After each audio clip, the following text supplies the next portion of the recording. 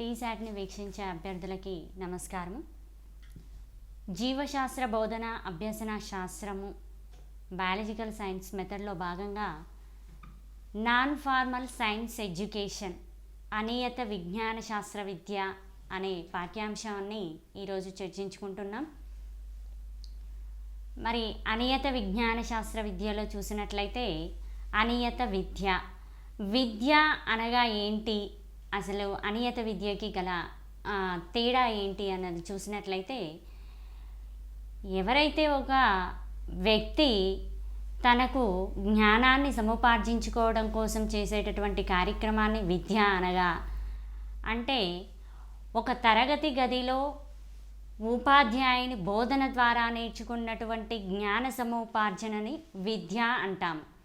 దీన్ని ఇంకా చూసినట్లయితే నియత విద్య అంటాం. అంటే విద్యార్థికి జ్ఞానాన్ని అందించేటటువంటి మార్గాన్ని విద్య అన్నట్లయితే, విద్యలో రెండు రకాలు ఉంటాయి, నియత విద్య, అనియత విద్య.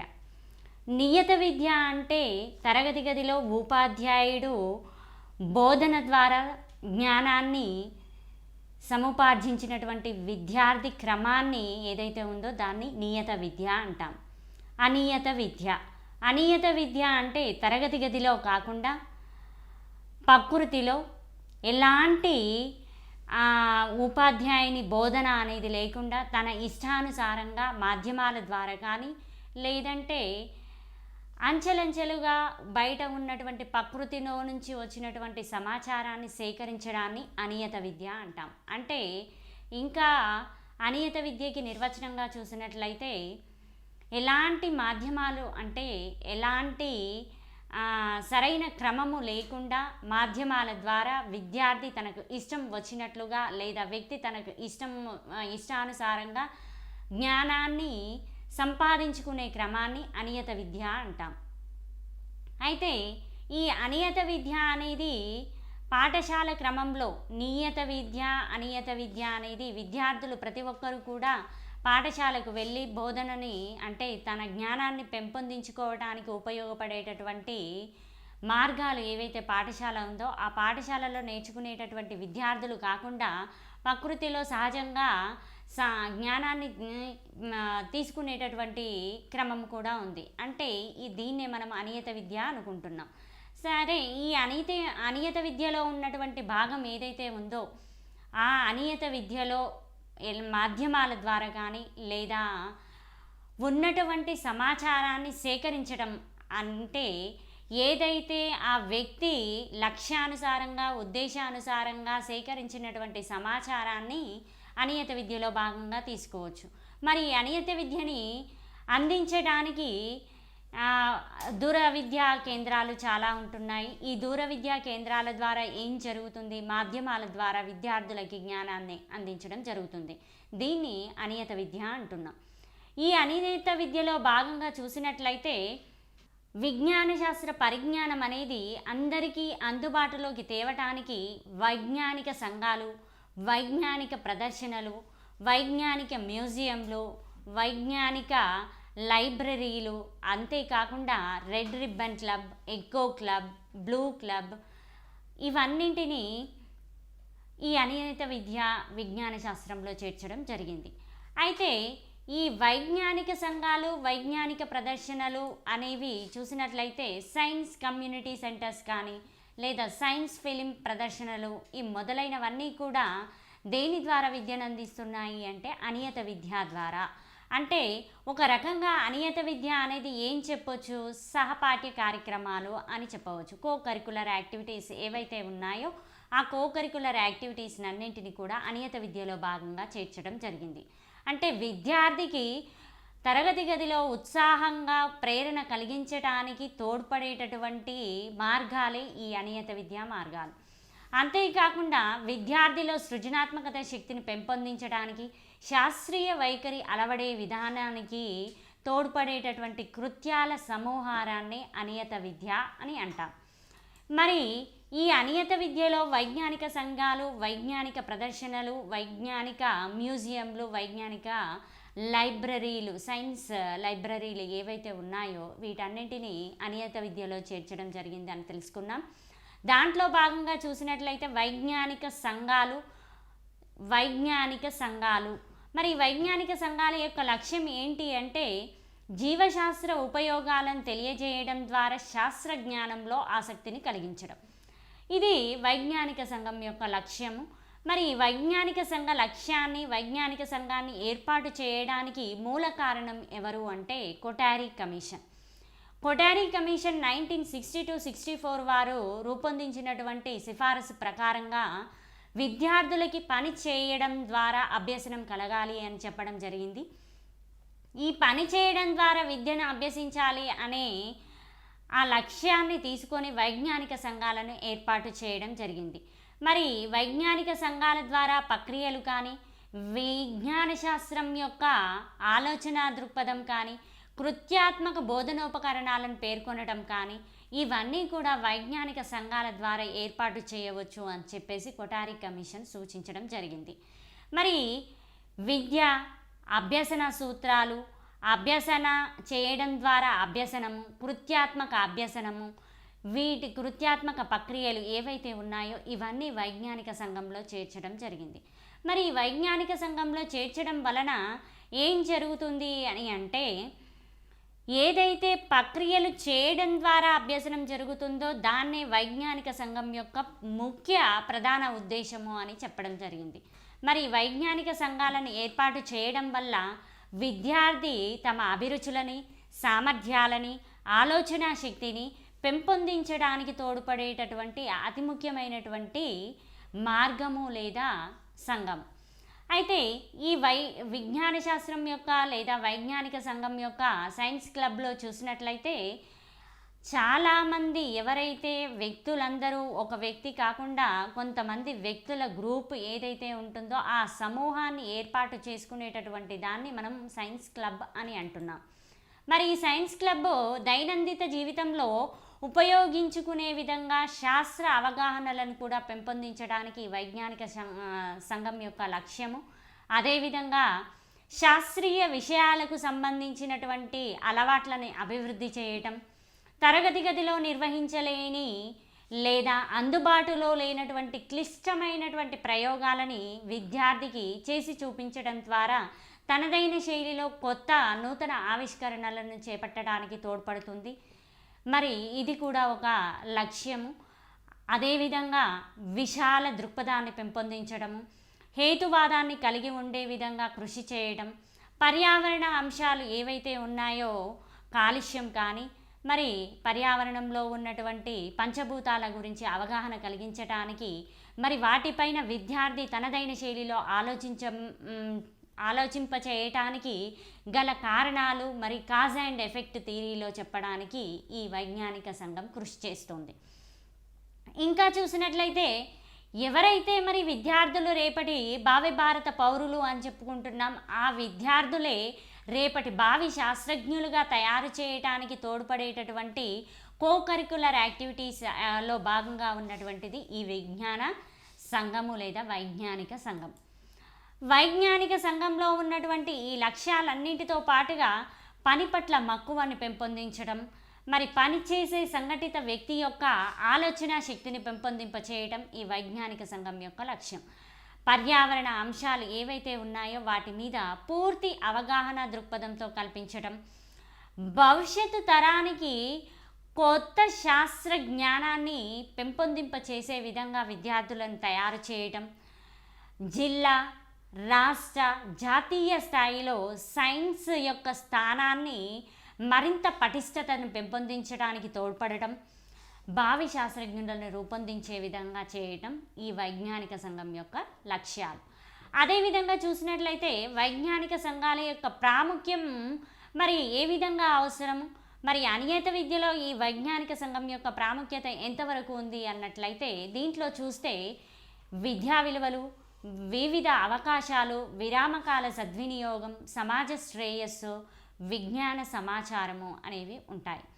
అంతేకాకుండా మరి విద్యా విలువలు, ఈ విద్యా విలువలను చూసినట్లయితే విద్యార్థికి అంటే చదువు లేనివాడు వింత పశువు అనే సామెత ఆధారంగా తీసుకున్నట్లయితే ఎవరైతే చదువుకుంటాడో జ్ఞానం కలిగినటువంటి వ్యక్తి సమాజంలో ఒక మంచి పౌరుడిగా లేదా మంచి విలువలతో కూడినటువంటి మంచి మూర్తిమత్వం కలిగినటువంటి వ్యక్తిగా ఉంటాడు అని చెప్పడానికి ఈ సామెత ఒక నిదర్శనం.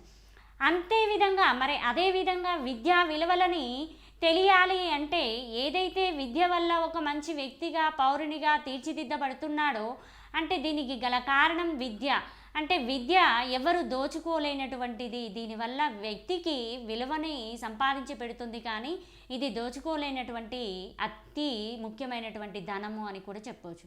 అలాంటి విద్య యొక్క విలువ ఏంటి అంటే విద్య వలన విద్యార్థి మంచి శాస్త్రవేత్తగా మలచబడుతున్నాడు అని చెప్పుకుంటున్నాము. అంతేవిధంగా సమాజంలో ఎంతో విలువని కలిగి ఉంటాడు. మరి సత్యాలని, సూత్రాలని, సిద్ధాంతాలని, నియమాలని వీటన్నింటినీ నిరూపించడానికి తోడ్పడేటటువంటిదే ఈ విద్య. అంటే ఒక రకంగా చెప్పినట్లయితే విద్యార్థిని సమాజంలో ఒక మంచి మూర్తిమత్వంగా రూపొందించడానికి తోడ్పడేది విద్య యొక్క విలువ వల్లనే. అదేవిధంగా మరి జీవశాస్త్రం యొక్క సైన్స్ విలువలు ఏవైతే ఉన్నాయో అంటే సూత్రాలు కానీ, సిద్ధాంతాలు కానీ, నియమాలు కానీ, లేదా ఇక్కడ ఉన్నటువంటి భావనలను కానీ, సాధారణీకరణాలని అన్నింటినీ తెలపటానికి తోడ్పడేటటువంటి ఈ విద్యా విలువ అనేది చాలా ప్రాముఖ్యం కలిగినటువంటిది.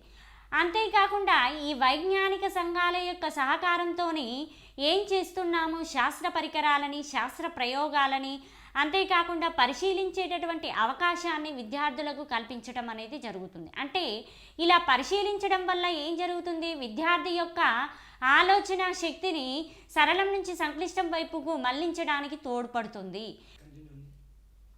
అంతేకాకుండా విజ్ఞాన శాస్త్ర సంఘాల వల్ల విద్యార్థులని అదనపు సమాచారానికి ఇవ్వడానికి కూడా ఇది తోడ్పడుతుంది. దీంట్లో మరి విద్యా విలువ అనేది చాలా ముఖ్యమైనటువంటి పాత్ర. తర్వాత వివిధ అవకాశాలు.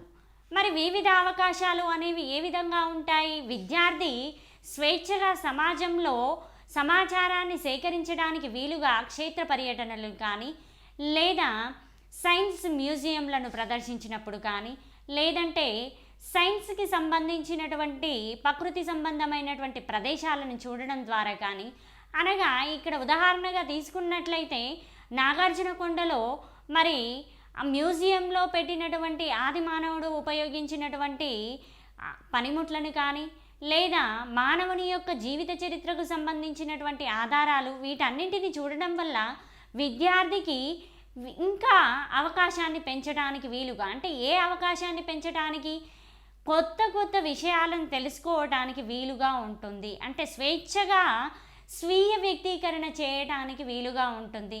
శారీరక నైపుణ్యాలను పెంపొందించడానికి, ఆరోగ్యపరమైనటువంటి అలవాట్లను పెంపొందించడానికి, సమాజంతో కూడా సత్సంబంధాలను ఏర్పరచుకోవటానికి విద్యార్థిని తనదైన శైలిలో స్వేచ్ఛగా పెరిగే అవకాశం ఉంటుంది. అంటే స్వేచ్ఛగా జ్ఞానాన్ని పెంచుకునే అవకాశం ఈ వివిధ అవకాశాల వల్ల జరుగుతుంది. ఈ వివిధ అవకాశాలు కల్పించడానికి తోడ్పడేది ఏంటి అని అంటే వైజ్ఞానిక సంఘాలు. మరి వైజ్ఞానిక సంఘాలలో ఉన్నటువంటి ఇంకొక పాయింట్ విరామకాల సద్వినియోగం. విద్యార్థికి ఎప్పుడు కూడా విరామకాలాన్ని సద్వినియోగం చేసుకున్నట్లయితే తనదైన శైలిలో ఉన్నటువంటి విజ్ఞాన శాస్త్రానికి సంబంధించినటువంటి మిగతా ఏవైతే సమాచారం ఉందో ఆ సమాచారాన్ని తెలుసుకోవడానికి ఉత్సుకతను చూపించే విధంగా, ప్రేరణను కల్పించే విధంగా జీవశాస్త్ర ఉపాధ్యాయుడు ఒక మార్గదర్శిగా ఉంటూ వారికి వింత వింత విషయాలను చెప్పడానికి ముందస్తుగా ఉండాల్సిన అవసరం ఉంటుంది. అయితే ఇందులో భాగంగా విద్యార్థులు వివిధ రకాల సమాచారాన్ని సేకరించడానికి, లేదా ఆ సమాచారం సేకరించినటువంటి సమాచారాన్ని భద్రపరచడము, లేదా పరికరాలను ఏర్పాటు చేయడం, కొత్త కొత్త పరికరాలను తయారు చేయడం, లేదంటే తనదైన శైలిలో చిత్రాలను గీయటం, చార్టులను తయారు చేయడం, నమూనాలను తయారు చేయటం, ఈ నమూనాలను తయారు చేయడానికి కావలసినటువంటి పరికరాలు ఏ విధంగా ఉంటాయి, ఆ పరికరాల యొక్క ఉపయోగం ఏంటి, వాటి అవసరం ఎంత అనేది చెప్పేటటువంటిదే ఈ వైజ్ఞానిక సంఘం. అదేవిధంగా చూసినట్లయితే సమాజ శ్రేయస్సు.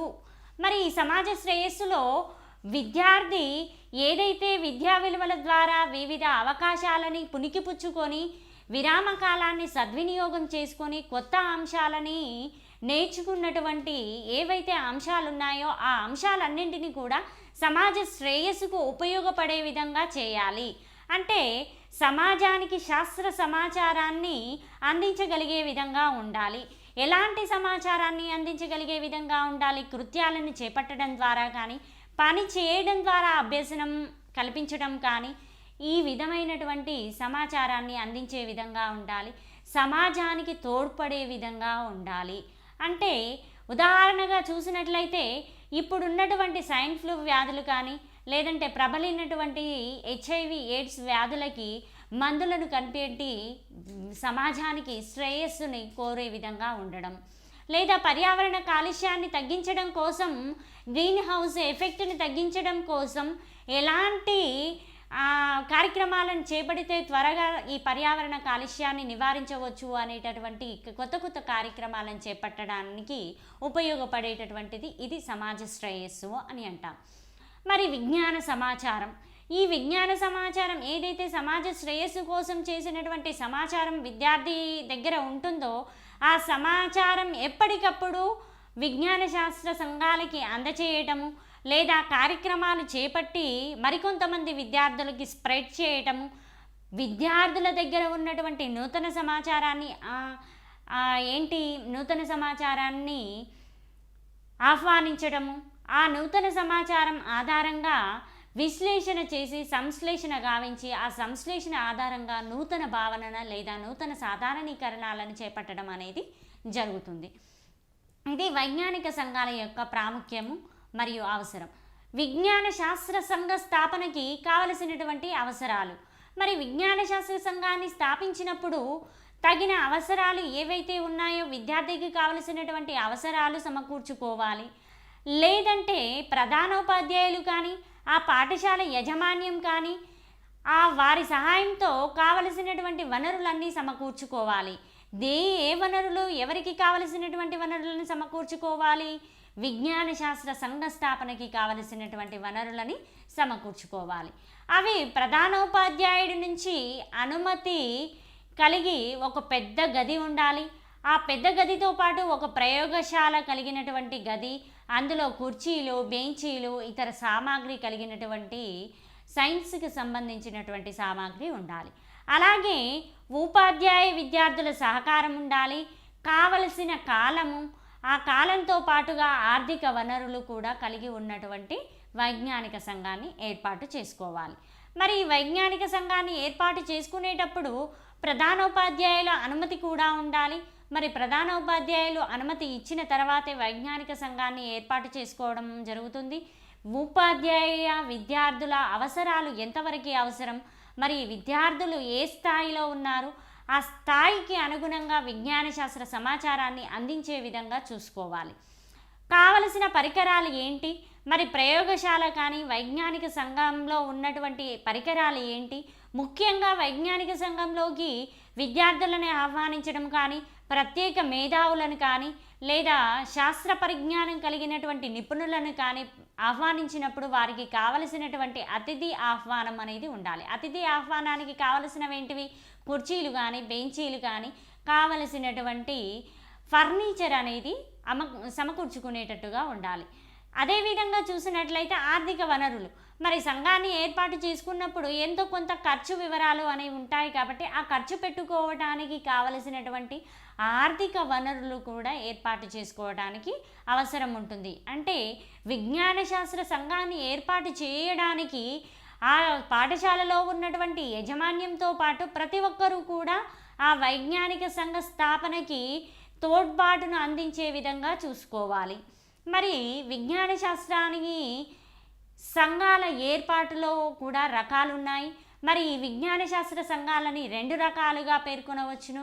అవి ఒకటి సాధారణ సంఘాలని, రెండవది ప్రత్యేక సంఘాలు అని అంటాం. సాధారణము జనరల్, ఈ జనరల్ ఏవైతే సాధారణ సంఘాలు ఉన్నాయో ఆ సాధారణ సంఘాలు అనేవి సామాన్య శాస్త్రము, భౌతిక శాస్త్రము, రసాయన శాస్త్రము, మరి జీవశాస్త్ర సంఘాలతో కూడినటువంటి విషయాన్ని మనకి ఇక్కడ చూపించడం జరుగుతుంది. అంటే పాఠశాలల్లో ఉన్నటువంటి వివిధ సబ్జెక్టులకు సంబంధించినటువంటి అన్ని సంఘాలను ఏర్పాటు చేయడాన్ని సాధారణ సంఘాలు అని అంటాం. మరి ప్రత్యేక సంఘాలను చూసినట్లయితే ఈ సంఘాలు ఒక ప్రత్యేకతను కలిగి ఉంటాయి. అంటే ఏదో ఒక సమాచారము లేదా అంశాన్ని ప్రత్యేకంగా తీసుకొని దాని ఆధారంగా ఒక సంఘాన్ని ఏర్పాటు చేసినట్లయితే దాన్ని ప్రత్యేక సంఘాలు అని అంటాం. అంటే రేడియో క్లబ్బులు కానీ, అగ్రికల్చర్ క్లబ్బులు కానీ, ఎకో క్లబ్బులు కానీ, రెడ్ రిబ్బన్ క్లబ్బులు కానీ, బ్లూ క్లబ్బులు కానీ, పెంగ్విన్ నేచర్ క్లబ్బులు కానీ, వ్యవసాయ సంఘాలు కానీ ఇవన్నీ కూడా ప్రత్యేక సంఘాలు అని అంటాం. అంటే ఒక మోటోతో లేదా ఒక లక్ష్యంతో ఒక ఉద్దేశంతో ఏర్పాటు చేసినటువంటి ఏవైతే సంఘాలు ఉంటాయో వాటిని ప్రత్యేక సంఘాలు అని అంటాం. అంటే ప్రత్యేకమైనటువంటి నిడివి, ప్రత్యేకమైనటువంటి ఆలోచన దృక్పథం కలిగినటువంటివే ఈ ప్రత్యేక సంఘాలు. అదేవిధంగా చూసినట్లయితే ఇవి వ్యక్తి యొక్క అభిరుచిని కానీ, జిజ్ఞాసను కానీ, ప్రత్యేక శ్రద్ధతో కూడినటువంటి ఆలోచనను ఏర్పాటు చేసే విధంగా ఆ క్రమంలో నడిపించే విధంగా ఉండేవి ఈ ప్రత్యేక సంఘాలు. మరి విజ్ఞాన శాస్త్ర సంఘాల నిర్వహణ, ఇప్పటి వరకు విజ్ఞాన శాస్త్ర సంఘం అంటే ఏంటి, ఆ సంఘంలో స్నానం అంటే సంఘాన్ని స్థాపించడానికి ఎవరి అనుమతిని తీసుకోవాలి, మరి సంఘానికి కావలసినటువంటి అవసరాలేంటి, అదేవిధంగా విజ్ఞాన శాస్త్ర సంఘంలో ఉన్నటువంటి రకాలను కూడా మనం తెలుసుకున్నాం. అయితే ఈ సంఘాన్ని నిర్వహించడానికి మరి కొంతమంది వ్యక్తుల సమూహంతో కూడినటువంటి దానినే విజ్ఞాన శాస్త్రం అంటే విజ్ఞాన శాస్త్ర తోడ్పాటుకు కొంతమంది వ్యక్తులు లేదా సమూహంగా ఏర్పాటు కావడాన్ని విజ్ఞాన శాస్త్ర సంఘము అని అంటున్నాం. మరి ఆ విజ్ఞాన శాస్త్ర సంఘానికి ఏ విధంగా నిర్వహణ చేయాలి, ఏ వ్యక్తి ఎలాంటి పనులు చేయాలి అనేది చెప్పేదే ఈ విజ్ఞాన శాస్త్ర నిర్వహణ. మరి ఈ విజ్ఞాన శాస్త్ర నిర్వహణలో శాస్త్ర సంఘాల నిర్వహణ జరగాలి అంటే ఎవరెవరు మరి ఏ పనులు చేయాలి, ఎలాంటి పనులని వాళ్ళు ముందే నిర్ణయించుకోవాలి, ఎప్పుడు చేయాలి, మరి ఎక్కడ చేయాలి అనేవి ఇవన్నీ కూడా సంఘాల నిర్వహణలో ముందే నిర్ణయించుకోవలసినటువంటి అంశాలు. మరి ఈ విజ్ఞాన శాస్త్ర సంఘాలలో నియమించుకున్నటువంటి అంశాలు ఏవైతే నిర్ణయించుకున్నటువంటి అంశాలు ఉన్నాయో అవన్నీ ప్రత్యేక నియమాలని కానీ ఉద్దేశాలను కానీ ఆలోచించుకోవాలి. ఆ ఉద్దేశం ఎంతవరకు సాధించగలుగుతాము, ఆ సంఘ నియమావళిని ఎంతవరకు రూపొందించుకొని వాటిని కార్యాచరణ రూపంలో సాధించగలుగుతాము అనేది ఈ విజ్ఞాన శాస్త్ర సంఘ నిర్వహణలో తోడ్పాటు అయ్యేటటువంటి అంశం. మరి ఈ వైజ్ఞానిక శాస్త్ర సంఘాల నిర్వహణలో చూసినట్లయితే సంఘ నిర్మాణం ఏ విధంగా ఉంటుంది, దాంట్లో ఉన్నటువంటి వారు ఎవరు చూసినట్లయితే ఒకటి వైజ్ఞానిక సంఘం పేరేంటి, మరి ఆ సంఘానికి పేరును ఏర్పాటు చేసుకోవడం, సంఘం ఉద్దేశాలు, లక్ష్యాలు, సభ్యత్వము, సమావేశాలు, ఆర్థిక వనరులు అనేవి వైజ్ఞానిక సంఘ నిర్మాణంలో ఉండేటటువంటి స్ట్రక్చర్ ఆఫ్ సైన్స్ క్లబ్ యొక్క విధానం.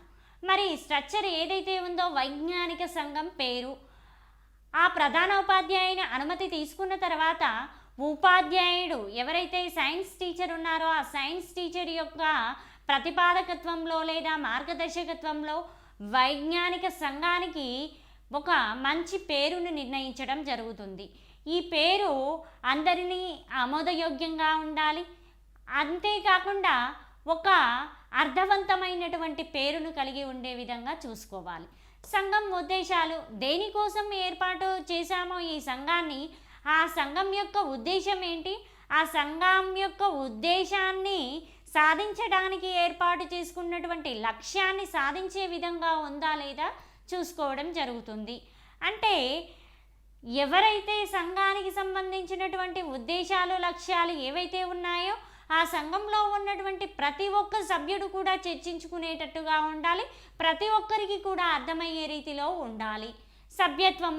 సభ్యత్వం ఎవరైనా తీసుకోవచ్చు, అంటే పాఠశాల పరిధిలో ఏర్పాటు చేసుకునేటటువంటిది ఈ వైజ్ఞానిక సంఘం కాబట్టి పాఠశాలలో ఉన్నటువంటి ప్రతి ఒక్క ఉపాధ్యాయుడు, ప్రతి ఒక్క విద్యార్థి కూడా ఈ వైజ్ఞానిక సంఘంలో సభ్యత్వాన్ని తీసుకోవచ్చు.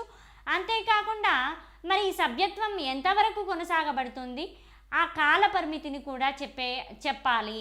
మరి సంఘంలో ఉన్నటువంటి నిబంధనలు ఏంటి, సంఘం యొక్క లక్ష్యం ఏంటి, మరి సంఘానికి ఎవరైనా మరి తనదైన సూచనలు ఇవ్వవచ్చా అనేది కూడా ఇక్కడ తెలుస్తుంది. మరి సంఘంలో ఉన్నటువంటి సభ్యత్వాన్ని రద్దు చేయడానికి మరి రద్దు చేయడానికి అవకాశం ఉన్నటువంటి వ్యక్తులు ఎవరు ఈ సభ్యత్వాన్ని రద్దు చేయవచ్చు, ఎవరి ప్రమేయం లేకుండా అనేది కూడా ఇక్కడ తెలపాల్సిన అవసరం ఉంటుంది.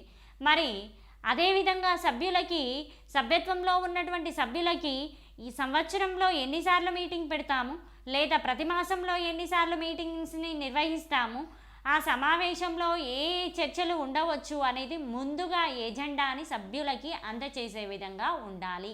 అంటే సభ్యత్వం తీసుకున్నటువంటి ప్రతి వ్యక్తికి కూడా సంఘంలో జరిగే ప్రతి పనిని తెలిసే విధంగా చూసుకోవాలి. ఇది సంఘం. మరి సమావేశాలు ఎలా ఉండాలి?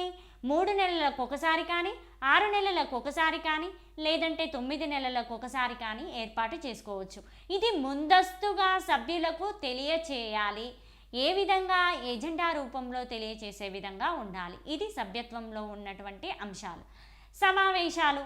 మరి ఈ సమావేశాలు అనేవి 3 నెలలకి, 6 నెలలకి, 9 నెలలకు ఒకసారి సమావేశాన్ని ఏర్పాటు చేసుకోవాలి అనుకున్నాము. అంతేకాకుండా సమావేశానికి హాజరైనటువంటి సభ్యుల సమక్షంలో సంఘంలో ఉన్నటువంటి లక్ష్యాలను ఎంత మేరకు సాధించాము, నెక్స్ట్ చేయబోయేటటువంటి కార్యక్రమాలు ఏంటి అనేది ఈ సమావేశంలో చర్చించుకుంటాం. అంతేకాకుండా గైరాజరైనటువంటి వ్యక్తులకి కూడా ఈ సమాచారాన్ని అందచేసే విధంగా సంఘం బాధ్యతలను నిర్వహిస్తూ ఉంటుంది. మరి సంఘంలో చేసేటటువంటి కార్యక్రమాలు ఎంతవరకు సఫలీకృతమయ్యాయి, దాంట్లో ఉన్నటువంటి మెరిట్స్ డిమెరిట్స్ ఏంటి అనేది కూడా అంచనా నిర్ధారణ చేసే విధంగా ఈ సమావేశంలో ఉంటాయి. మరొక అంశాన్ని చూసినట్లయితే ఆర్థిక వనరులు. మరి ఆర్థిక వనరులు అనేవి సంఘాన్ని ఏర్పాటు చేయడానికి, మరి సంఘంలో ఉన్నటువంటి సభ్యులకి కావలసినటువంటి సామాగ్రిని సమకూర్చడానికి కావలసినటువంటి అత్యంత ఆవశ్యకమైనటువంటిది ఏంటి? ధనం. కాబట్టి ధనాన్ని సమకూర్చుకోవడానికి, ఆర్థిక వనరులను సమకూర్చుకోవడానికి సభ్యత్వ రుసుముని ఏర్పాటు చేసుకోవాలి. అంటే ఎవరో ఇక్కడ డోనర్స్ ఇవ్వడం కానీ, విరాళాలు సేకరించడం కానీ, లేదంటే తన వంతుగా కొంత విరాళాలను సేకరించడం కానీ, అంటే సభ్యత్వ రుసుమును చెల్లించడం కానీ, లేదా ఇతరుల నుంచి విరాళాలను సేకరించడం కానీ, లేదా మేధావులు కానీ, బిజినెస్ మ్యాన్స్ కానీ, సైన్స్ పట్ల ఆతృత లేదా ఆలోచన కలిగినటువంటి నిపుణుల నుంచి కానీ ఆర్థిక వనరులను సేకరించాలి. మరి ఈ వనరుల సేకరణ అనేది సేకరించడంతో పాటుగా ఇచ్చినటువంటి వ్యక్తులకి ఖర్చు వివరాలను కూడా చెప్పించే విధంగా ఉండాలి. మరి ఆ ఖర్చుల వివరాలలో కావలసినటువంటి లక్ష్యాన్ని సాధించగలిగామా లేదా అనేది కూడా ఎనలైజ్ చేసే విధంగా ఉండాలి. దీంట్లో మరి ఈ ఖర్చులన్నీ కూడా చేసేటటువంటి ముఖ్య వ్యక్తి ఎవరు అంటే ఆ సంఘం యొక్క కోశాధికారి. ఈ కోశాధికారి ఏం చేస్తాడు? కావలసినటువంటి డోనర్స్ దగ్గర నుంచి వచ్చినటువంటి డబ్బు ఎంత, సభ్యుల నుంచి సభ్యత్వ రుసుము ఎంత సేకరించాము, ఈ రెండింటి నుంచి ఎంత డబ్బుని ఖర్చు పెట్టాము, మిగిలినటువంటి ఖర్చు ఏంటి, క్యాష్ బుక్ని మెయింటైన్ చేసేటటువంటి వ్యక్తినే మనం కోశాధికారి అని అంటాము. అదేవిధంగా చూసినట్లయితే ఆర్థిక వనరులతో పాటు సభ్యులు. మరి సభ్యులు ఎవరైనా ఉండవచ్చు, విద్యార్థులే కావచ్చు, ఆ పాఠశాలలో ఉన్నటువంటి ఉపాధ్యాయులు కావచ్చు, ఈ సభ్యులు ఉంటారు. మరి సభ్యులు ఏం చేస్తారయ్యా అంటే సమావేశాలలో పాల్గొనడం వల్ల ఎంతమంది సభ్యులు పాల్గొన్నారు, మరి సభ్యులలో ఉన్నటువంటి అభ్యుదయ భావాలు లేదా శాస్త్ర పరిజ్ఞానం పట్ల ఉన్నటువంటి నూతన ఆలోచనలని బృందంలో ఉన్నటువంటి సంఘంలో ఉన్నటువంటి ప్రతి ఒక్క సభ్యునికి తెలియచేయాలి. అంటే సంఘంలో సహకార ధోరణి బృంద చర్చ అనేది జరగడం జరుగుతుంది. ఈ బృంద చర్చలో సభ్యుడు పాల్గొనే విధంగా చూస్తాము. అంటే పాల్గొనడమే కాకుండా సంఘాన్ని అభివృద్ధి చేసే విధంగా కూడా ఉండాలి. అదేవిధంగా చూసినట్లయితే వివిధ కార్యక్రమాలు, వైజ్ఞానిక సంఘంలో వివిధ కార్యక్రమాలను చేపట్టడం. ఎలాంటి కార్యక్రమాలను చేపట్టాలి? శాస్త్రజ్ఞానాన్ని పెంపొందించడానికి తోడ్పడేటటువంటి కార్యక్రమాలని పెంపొందించే విధంగా ఉండాలి. అంటే సంఘంలో సంవత్సర కాలంలో ఏ ఏ సమయంలో ఆ కార్యక్రమాలను చేపట్టాలి, ఎవరి ద్వారా కార్యక్రమాన్ని చేపట్టాలి, దానివల్ల విద్యార్థులకి సమకూరేటటువంటి జ్ఞానం ఏమిటి అనేది చూడాలి. అంటే ఒక రకంగా చూసినట్లయితే వస్తు ప్రదర్శనశాలలని ఎన్ని చూపించాలి, క్షేత్ర పర్యటనలకి ఎక్కడికి తీసుకువెళ్ళాలి, లేదా విజ్ఞాన విహారయాత్రలకి తీసుకువెళ్ళడమా, అక్కడ విద్యార్థులకు ఎలాంటి సమాచారం అందుతుంది అనేది ముందస్తుగా వివిధ కార్యక్రమాల రూపంలో చేపట్టడం జరుగుతుంది. అయితే ఈ కార్యక్రమంలో భాగంగా కార్యనిర్వాహక వర్గము అనేది కూడా ఏర్పాటు చేయడం జరుగుతుంది. ఈ కార్యనిర్వాహక వర్గంలో మరి విజ్ఞాన శాస్త్రం యొక్క విజయ కార్యనిర్వహణ ఏదైతే ఉంటుందో ఆ కార్యనిర్వహణకి కావలసినటువంటి పనితనం మీదనే ఆధారపడి ఉంటుంది. కాబట్టి పనితనం అనేది ఎంత చక్కగా ఉంటే, అంటే ఇంటిని చూసి ఇల్లాలని చూడాలి అని ఏ విధంగా అయితే చెప్తారో అదేవిధంగా ఇక్కడ కూడా బడిని చూసి జీవశాస్త్ర ఉపాధ్యాయుడిని చూడాలి అని అంటారు. అంటే బడి మొత్తంలో ఉన్నటువంటి బడి తోటలు కానీ, ఆ బడిలో ఉన్నటువంటి పర్యావరణ పరిశుభ్రత కానీ, వీటన్నింటిని చూస్తే జీవశాస్త్ర ఉపాధ్యాయుని యొక్క పనితనం అనేది కనబడుతుంది. అదేవిధంగా ఇక్కడ కూడా కార్యనిర్వాహక వర్గం యొక్క సభ్యుల పనితనం అనేది కార్యనిర్వాహక వర్గం పైనే ఆధారపడి ఉంటుంది.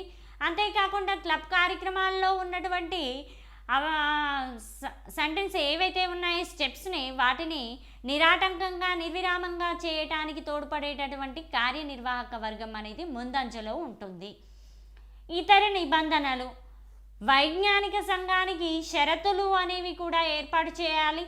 అంటే సమావేశానికి సంవత్సర కాలంలో 3 సమావేశాలు ఏర్పాటు చేసినప్పుడు ఆ 3 సమావేశాలలో కూడా ఎవరైనా గైరాజరైతే వారి సభ్యత్వాన్ని రద్దు చేసే అవకాశం ఉంటుంది అనే ఒక షరతును ఏర్పాటు చేయవచ్చు.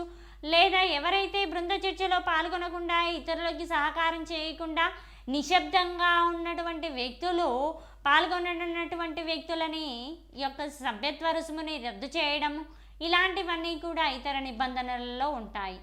లేదంటే వైజ్ఞానిక సంఘం ఏర్పాటు చేసినప్పుడు ఎన్సీఆర్టీ సూచించినటువంటి సిఫారసుల ఆధారంగా ఏర్పాటు చేశామా లేదా అనేది కూడా ఈ ఇతర నిబంధనలలో ఉంటుంది. ఇవన్నీ కూడా క్లబ్లు చేయడం జరుగుతుంది. వీటితో పాటుగా చూసినట్లయితే వైజ్ఞానిక సంఘాల ఏర్పాటుపై ఎవరైతే ఎన్సీఆర్టీ ఏర్పాటు చేసినటువంటి నిపుణుల సిఫారసులు ఉన్నాయో దాంట్లో భాగంగా ఒకటి సభ్యత్వము అంటున్నాం. ఈ సభ్యత్వం అనేది ముందే చర్చించుకున్నాం కాబట్టి పాఠశాలలో ఉండేటటువంటి విద్యార్థులు సభ్యులుగా చేరుతారు. ఈ సభ్యులుగా చేరడానికి అంటే ఏంటి, సభ్యత్వ రుసుమును ఎవరైతే చెల్లిస్తారో వాళ్ళు సభ్యులుగా చేరుతారు. ఆ సభ్యులుగా చేరినటువంటి వారు ఏంటి, సంఘానికి తోడ్పాటు చేసే విధంగా ఉండాలి. నెక్స్ట్ చూసినట్లయితే ఇష్టపడేటటువంటి వ్యక్తులు ఎవరైతే వైజ్ఞానిక సంఘం పట్ల, జీవశాస్త్రం పట్ల ఆసక్తి కలిగినటువంటి వారే సభ్యత్వం తీసుకుంటారు. ఆసక్తి ఉన్నటువంటి విద్యార్థులు ఎవరైనా కూడా ఈ సభ్యత్వం తీసుకోవచ్చు. అదేవిధంగా విజ్ఞాన శాస్త్ర ఉపాధ్యాయుడు, సంఘానికి ప్రతిపాదకుడు ఎవరైతే స్పాన్సర్ ఉంటారో లేదంటే మార్గదర్శకుడుగా లేదా ప్రతిపాదకుడిగా వ్యవహరిస్తారో అతన్ని జీవశాస్త్ర ఉపాధ్యాయుడు లేదా విజ్ఞాన శాస్త్ర ఉపాధ్యాయుడు అంటాం. మరి విజ్ఞాన శాస్త్ర ఉపాధ్యాయుడు మార్గదర్శకుడుగా, ప్రతిపాదకుడుగా, స్పాన్సర్గా ఉంటాడు. అదేవిధంగా ప్రధానోపాధ్యాయుడు వైజ్ఞానిక సంఘానికి పోషకుడుగా ఉంటాడు.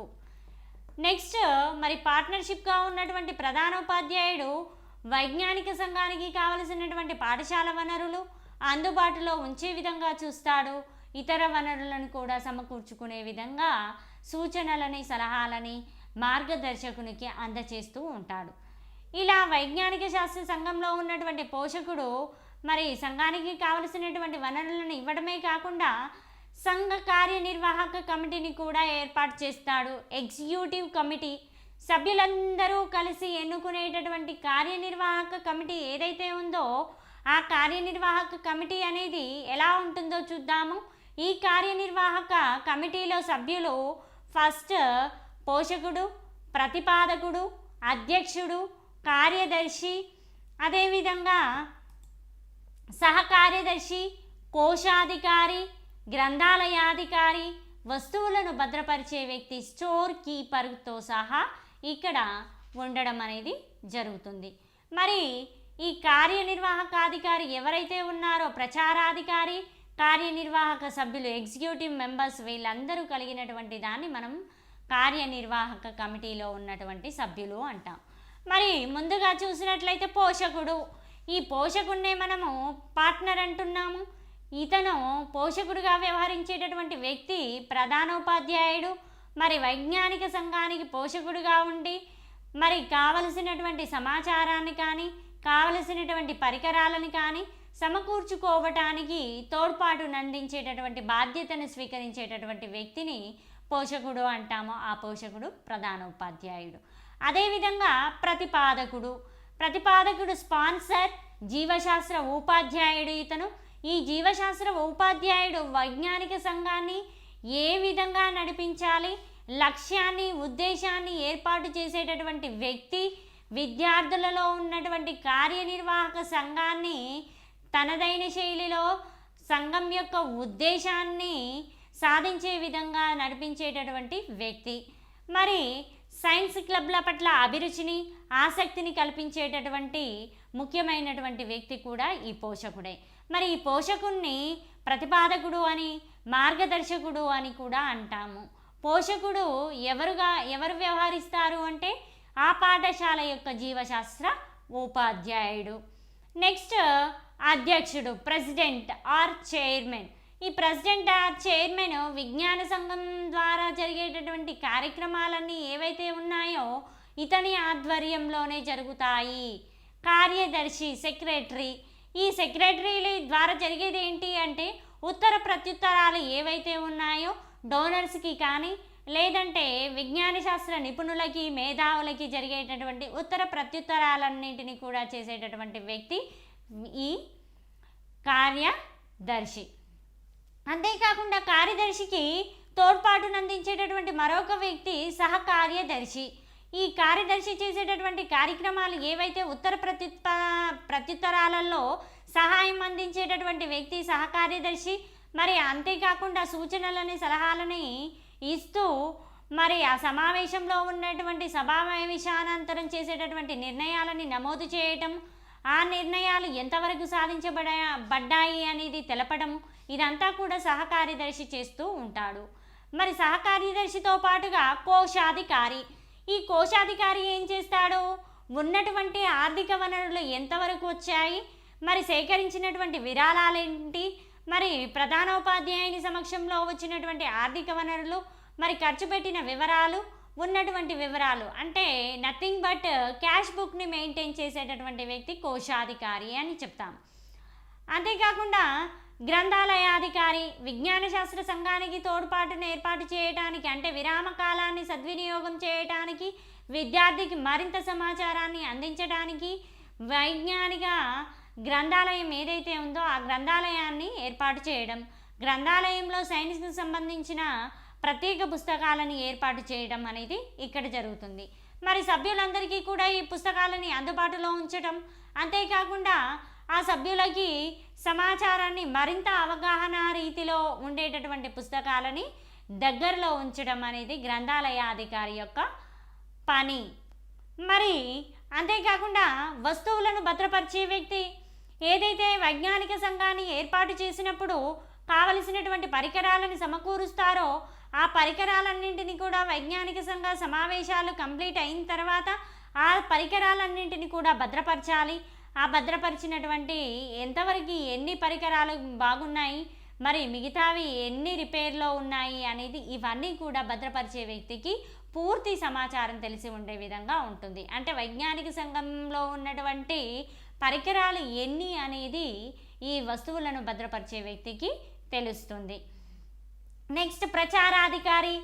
సరే, ఈ వైజ్ఞానిక సంఘాన్ని ప్రజలలోకి చైతన్యవంతంగా తీసుకుపోయేటటువంటి వ్యక్తి ఈ ప్రచారాధికారి. పబ్లిసిటీ చేయడము అనేది ముఖ్యమైనటువంటి అంశం. అంటే నీకొక్కడికే కాదు, సంఘంలో ఉన్నటువంటి ప్రతి ఒక్కరికి, సమాజంలో ఉన్నటువంటి ప్రతి వ్యక్తికి తెలియచేసే బాధ్యత ఈ ప్రచారాధికారిది.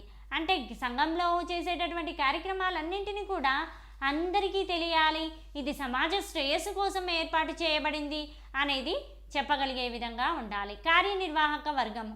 ఈ కార్యనిర్వాహక వర్గం ఏం చేస్తుంది, వైజ్ఞానిక సంఘంలో ఉన్నటువంటి అంశాలన్నింటినీ కూడా తనదైన శైలిలో ఏర్పాటు చేసుకొని ఆ కార్యనిర్వాహక వర్గం అంతా కూడా సమావేశాన్ని ఎలాంటి ఆటంకం లేకుండా ప్రతినిధులతోని మరి సహాయ కార్యక్రమాలను చేపట్టడం కానీ లేదంటే ఆ కార్యక్రమాలలో పాల్గొని విజయానికి తోడ్పడే విధంగా ఈ కార్యనిర్వాహక సంఘం తోడ్పాటును అందిస్తుంది.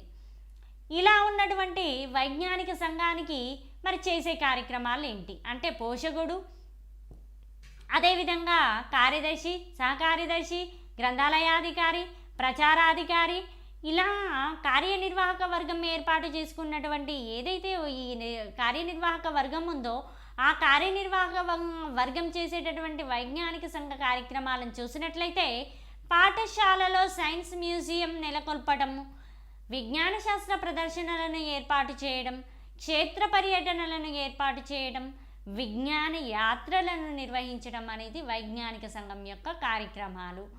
అంతేకాకుండా ఇంకా విజ్ఞాన శాస్త్ర పర్యావరణం పట్ల మార్పులను చేయటం, అదే కాకుండా వాతావరణ మార్పులని నమోదు చేయడం, బులెటిన్ బోర్డుని నిర్వహించడం. మీన్స్ బులెటిన్ బోర్డు అంటే ఏంటి అంటే స్క్రోలింగ్ రావడం. మనము టీవీలో చూసినట్లయితే మరి అదేవిధంగా ఉదాహరణగా చూసినట్లయితే టీశాట్ అభ్యర్థులు చూసేటటువంటి ఈ పాఠ్యాంశాన్ని కింద మనకి ఏ పాఠ్యాంశం ఎప్పుడు వస్తుందో అనే బులెటిన్ బోర్డుని ఆ స్క్రోలింగ్ని ఇవ్వడం జరుగుతుంది. దాన్ని బులెటిన్ బోర్డు అంటాము.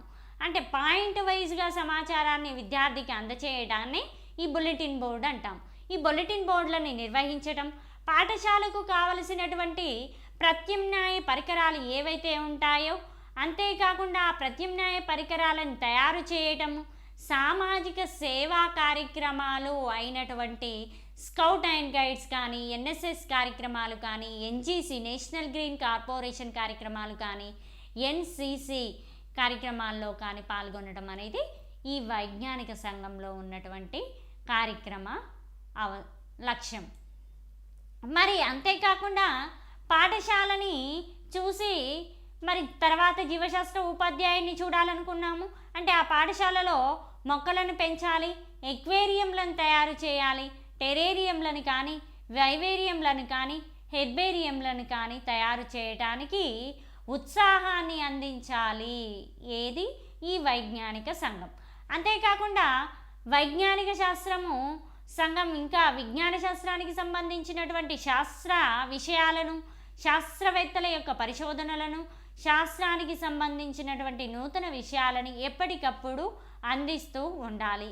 సంఘం ఎప్పుడు కూడా శాస్త్ర విషయాలపైనే చర్చించగలగాలి. మరి అంతేకాకుండా పరిసర ప్రాంతాల్లో ఉన్నటువంటి పర్యావరణ కాలుష్యం ఏ విధంగా ఉంది, దానిని ఎలా నివారించగలగాలి అనే అంశాలను చర్చించగలగాలి. అంటే ఇటీవల కాలంలో ఢిల్లీలో జరిగినటువంటి పర్యావరణ కాలుష్యం ఏదైతే ఉందో ఆ పర్యావరణ కాలుష్యాన్ని కూడా విద్యార్థులకి లేదా ఉన్నటువంటి వైజ్ఞానిక సంఘంలో ఉన్నటువంటి సభ్యులకి తెలియచేస్తూ ఉండాలి. అంటే దీనివల్ల ఏం జరుగుతుంది? ఆ వైజ్ఞానిక సంఘం యొక్క ఉద్దేశం నెరవేరబడిందా లేదా అంటే ఆ సంఘ స్థాపనకి ఏర్పాటు చేసినటువంటి ఉద్దేశం నెరవేరబడింది లేదు అనేది తెలుస్తుంది. ఇంకా చూసినట్లయితే వైజ్ఞానిక సంఘం ద్వారా శుద్ధ ముక్కలను కానీ, చార్టులను కానీ, నమూనాలను కానీ, ఇంకా చూసినట్లయితే ప్రత్యేకమైనటువంటి ప్రత్యామ్నాయ బోధనోపకరణాలు teaching learning, effective teaching learning material ఏవైతే ఉంటాయో వాటన్నింటినీ కూడా విద్యార్థులకి అందజేయడం జరుగుతుంది. అంతేకాకుండా వైజ్ఞానిక సంఘం ద్వారా వినూత్న కార్యక్రమాలను చేపట్టడం అంటే ఇంకుడు గుంతలు కావచ్చు, లేదంటే ప్లాస్టిక్ రహిత సమాజము. విద్యార్థికి ప్లాస్టిక్ అంటే ఏంటి, ఆ ప్లాస్టిక్ వల్ల కలిగేటటువంటి అనర్థాలేంటి, ప్లాస్టిక్ని ఎందుకు వినియోగించకూడదు అనే అంశాలన్నింటినీ కూడా పూర్తి అవగాహనపరిచి వాటిని నిషేధించగలిగే విధంగా చూడాలి. ఇంకుడు గుంతలని చేపట్టే విధంగా చూడాలి. నీటిని వృధా చేయకుండా నీటి సంరక్షణ చేయగలిగే విధంగా ఈ వైజ్ఞానిక సంఘ కార్యక్రమాలలో చేపట్టడం జరుగుతుంది. మరి వైజ్ఞానిక సంఘ విజయానికి సహాయపడేటటువంటి కారకాలను చూసినట్లయితే విజ్ఞాన శాస్త్ర అభ్యాసకుడు మరి సైన్స్ టీచర్ ఎలా ఉండాలి? ప్రతి అంశాన్ని ప్రేరేపితంగా ఉత్సుకతతోని ఇంకా ఏం జరుగుతుంది, వాట్ నెక్స్ట్ అనే ఆలోచనతోని చెప్పే విధంగా ఉండాలి. అంటే ఒక రకంగా ఏం చెప్పొచ్చు, ఆ చేసేటటువంటి మ్యాజిక్ చేసేటటువంటి వ్యక్తి ఎలా ఉంటాడో అలా మ్యాజిక్ చేస్తూ చెప్పడం అనేది ఈ విజ్ఞాన శాస్త్ర అధ్యాపకుని యొక్క లక్షణంగా ఉండాలి. అంతేకాకుండా ఉపాధ్యాయుని యొక్క లక్షణం ఏమిటి, క్రోబత్తిలాగా కరుగుతూ మరి మిగతా వారికి వెలుగునందిస్తాడు అనేటటువంటి నిర్వచనాలకి ధీటుగా ఉన్నటువంటి అధ్యాపకుడు ఉండాలి. అంతేకాకుండా పాఠశాల పరిపాలనలో తన వంతు సహాయం ఎంత ఉంది అనేది తెలుసుకొని దాన్ని సాధించే విధంగా ఉండాలి. సంఘంలో ఉండేటటువంటి క్లబ్ కార్యక్రమాలను నిర్వహించడానికి ముందుగా తన వంతుగా తనదైన శైలిలో ముందస్తుగా ఉండాలి. ఇలా విజ్ఞాన శాస్త్ర అభ్యాసకుడు వైజ్ఞానిక సంఘ విజయానికి తోడ్పడేటటువంటి మొట్టమొదటి వ్యక్తి. మరి ఎంత ప్రావీణ్యం విజ్ఞాన శాస్త్ర అభ్యాసకునికి ఉంటుందో అంత సక్సెస్ఫుల్గా వైజ్ఞానిక సంఘం అనేది జరుగుతుంది. అంటే వైజ్ఞానిక శాస్త్ర అభ్యాసకుడు లేదా ఉపాధ్యాయుడు ప్రతి ఉపాధ్యాయుని కలుపుకునే విధంగా, ప్రతి విద్యార్థిని సంఘంలోకి తీసుకొచ్చే విధంగా, మరి సంఘంలో ఉన్నటువంటి మేధావుల నిపుణులకి సత్సంబంధాలను కల్పించే విధంగా, మరి సంఘంలో కార్యనిర్వాహక సంఘంతో ఆ సంఘ కార్యక్రమాలను నిర్వహించే విధంగా ఓవరాల్గా చూసినట్లయితే వైజ్ఞానిక సంఘానికి సూత్రధారి పాత్రధారి ఎవరు అంటే ఈ విజ్ఞాన శాస్త్ర అభ్యాసకుడు అని చెప్పవచ్చు. మరి వస్తు కార్యక్రమాలు నెక్స్ట్ విజయానికి కావలసినటువంటి వస్తు కార్యక్రమాలు, ఇది చాలా ముఖ్యమైనది. వైజ్ఞానిక సంఘాన్ని ఏర్పాటు చేశాము, సభ్యులందరూ వచ్చారు, పోషకుడు వచ్చారు, సహకార్యదర్శి, కార్యదర్శి వీళ్ళందరూ కూర్చోవడానికి తనదైన స్థలం ఉండాలి. ఆ స్థలానికి తగినటువంటి వసతి సౌకర్యాలు పరికరాలు కూడా ఉండాలి. అంటే బెంచీలు కుర్చీలు కూర్చోవటానికి, బులెటిన్ బోర్డులను ఏర్పాటు చేయడానికి ప్రత్యేకమైనటువంటి బోర్డు, ఇవన్నీ కూడా ఏర్పాటు చేసే విధంగా ఉండాలి. అంటే ఇవి ఎంత పటిష్టంగా ఎంత ఎఫెక్టివ్గా ఉంటాయో వైజ్ఞానిక సంఘం విజయం కూడా అంతే విధంగా ఉంటుంది. మరి వైజ్ఞానిక సంఘంలో ఉన్నటువంటి ఫస్ట్ వన్ వసతి. ఓ పెద్ద గది ఉండాలి. ఆ గదిలో ఎవరైతే ఒక వ్యక్తి ప్రచార అధికారి కావచ్చు, లేదా గ్రంథాలయ అధికారి కావచ్చు, లేదంటే ప్రధాన పోషకుడు అయినటువంటి ప్రధానోపాధ్యాయుడు చెప్పేటటువంటి అంశాలు సభ్యులందరికీ వినపడే విధంగా, సభ్యులందరికీ గాలి వెలుతురు వచ్చే విధంగా ఉన్నటువంటి ఒక పెద్ద గదిని అమర్చాలి. అంతేకాకుండా పరికరాలు అనేవి కుర్చీలు బెంచీలను ఇవ్వడం కాకుండా విద్యార్థులందరికీ ఏదైతే సమాచారం ఉందో వెనుక విద్యార్థికి అందే విధంగా టేప్ రికార్డర్లను ఏర్పాటు చేయడము, లేదా రేడియోలను ఏర్పాటు చేయడము, టీవీలు కానీ ప్రొజెక్టెడ్ లెసన్స్ కానీ వీడియో ప్రసారాలను కానీ ఏర్పాటు చేయగలగాలి. సంఘాల సభ్యుల యొక్క సహకారం కూడా ఉండాలి. సభ్యుల సహకారం ఉండాలి అంటే ఏ విధంగా, శాస్త్ర ఉపాధ్యాయుని మార్గదర్శకత్వంలో ఆ సభ్యులు ఎవరైతే ఉన్నారో ఆ సభ్యుల యొక్క సహకారం కూడా దీనికి అవసరం. అయితే ఇదంతా వైజ్ఞానిక సంఘం. మరి వైజ్ఞానిక సంఘానికి ప్రయోజనాలను చూసినట్లయితే విద్యార్థులు విరామ సమయాన్ని సద్వినియోగం చేసుకుంటారు, సమాజంలో జీవించడానికి కావలసినటువంటి లక్షణాలని వైఖరులని ఏర్పాటు చేసుకుంటారు. అంతేకాకుండా మరి విద్యార్థుల్లో ఉన్నటువంటి అంతర్గత సామర్థ్యాలు తగిన రీతిలో అభివృద్ధి చెందడానికి అవకాశం కల్పిస్తూ ఉంటుంది. మరి నిజ జీవిత వాతావరణంలో స్వేచ్ఛా వాతావరణంలో పనిచేస్తారు కాబట్టి విద్యార్థులు భావ ప్రకటన చర్చించడానికి లేదా బృందస్ఫూర్తి అనేది తగిన అవకాశాన్ని కల్పించే విధంగా ఉంటుంది. అంతేకాకుండా చూసినట్లయితే ఈ స్వేచ్ఛా వాతావరణంలో చేయటం వల్ల తరగతి బోధన మరి ఏ విధంగా ఉంటుంది, తరగతి బోధనకు కావలసినటువంటి ఉపయోగం ఏ విధంగా ఉంటుంది, భావ ప్రకటన చేసినటువంటి విద్యార్థి సంఘీభావం కలిగినవి, మరి అంతేకాకుండా క్రమశిక్షణ, మరి పని పట్ల గౌరవం కలిగి ఉండడం, పని చేయడం ద్వారా నేర్చుకోవడం, ఇవన్నీ కూడా పెంపొందించుకునే విధంగా ఉంటాడు. నెక్స్ట్ చూసినట్లయితే తరగతి బోధనకి ఉపయోగం. మరి వైజ్ఞానిక సంఘం అనేది తరగతి బోధనకు కూడా ఉపయోగపడుతుంది. తరగతి గది బోధనకు కావలసినటువంటి చార్టులని, నమూనాలని, ఎక్వేరియంలను కానీ, టెరేరియం కానీ, వివేరియం, హెర్బేరియాలను, లేదంటే ప్రత్యామ్నాయ బోధనోపకరణాలను తయారు చేయటము, లేదా నో కాస్ట్ లో కాస్ట్లో ఉన్నటువంటి పరికరాలని తయారు చేయటం, విద్యార్థులకి అత్యంత మూర్త దశలో ఉన్నటువంటి పరికరాలను తయారు చేయటం, ఇవన్నీ కూడా తరగతి గది బోధనకు ఉపయోగపడేటటువంటి అంశాలు. మరి తరగతి గది బోధనలో విద్యార్థులు ఏం చేస్తారు? పరిశీలన, ప్రయోగం చేయడంతో పాటు రికార్డులను నమోదు చేయడం, దత్తాంశాలను సేకరించడము, మరి నిర్ధారణ చేసుకోవటము, ముగింపులను ఇవ్వటము అనేది కూడా జరుగుతుంది. అంటే విద్యార్థి సంపూర్ణ అభివృద్ధికి తోడ్పడేటటువంటిదే ఈ తరగతి గది. అంతేకాకుండా మరి తరగతి గది బోధనకి ఉపయోగపడేటటువంటి అనియత విద్యా కార్యక్రమం ఏంటి అంటే వైజ్ఞానిక సంఘము అని అంటాము. ఈ వైజ్ఞానిక సంఘాల యొక్క మూల్యాంకనం అంటే తరగతి గదిలో ఏర్పాటు చేసినటువంటి ఈ మూల్యాంకనం ఏదైతే సంఘ ఏర్పాటు ఉందో దాని మూల్యాంకనాన్ని చూసినట్లయితే క్లబ్ సభ్యులు అంతర మూల్యాంకనం ద్వారా క్లబ్ విషయాలను అంచనా వేస్తారు. అంటే ఓవరాల్గా క్లబ్ సమావేశాలు నిర్వహించిన తర్వాత క్లబ్లో ఉన్నటువంటి ఉద్దేశాలను ఏ మేరకు సాధించాము, ఇంకా సాధించవలసినటువంటి లక్ష్యాలు ఏమిటి అనేది అంతర మూల్యాంకనము లేదా స్వీయ మూల్యాంకనం చేసుకొని అంచనా వేసుకునే విధంగా ఉంటారు. నెక్స్ట్ అంతేకాకుండా ఈ మూల్యాంకనంలో చూసినట్లయితే విద్యార్థులు దైనందిన కార్యక్రమాలలో మరి స్వీయ మూల్యాంకనం ద్వారా వైజ్ఞానిక శాస్త్రంలో ఉన్నటువంటి నైపుణ్యాలని, శాస్త్రీయ వైఖరులని, శాస్త్రీయ దృక్పథాలని, అదేవిధంగా శాస్త్రీయ అలవాట్లను పెంపొందించడానికి ఎంతవరకు విజయాన్ని సాధించాము అనేది కూడా అంచనా వేయగలుగుతారు. ఇది వైజ్ఞానిక సంఘంలో ఉన్నటువంటి అంశాలు. అయితే అభ్యర్థులు గమనించాల్సిన విషయం ఏమిటి అంటే అనియత విద్యలో భాగంగా వైజ్ఞానిక సంఘానికి తప్పకుండా ఒక ప్రశ్న అడిగే అవకాశం ఉంటుంది. ఇది 2006 డిఎస్సిలో వైజ్ఞానిక సంఘ మీద క్వశ్చన్ అడిగారు. అయితే ఇక్కడ చూసినట్లయితే వైజ్ఞానిక సంఘానికి సూత్రధారి, పాత్రధారి అయినటువంటి వ్యక్తి.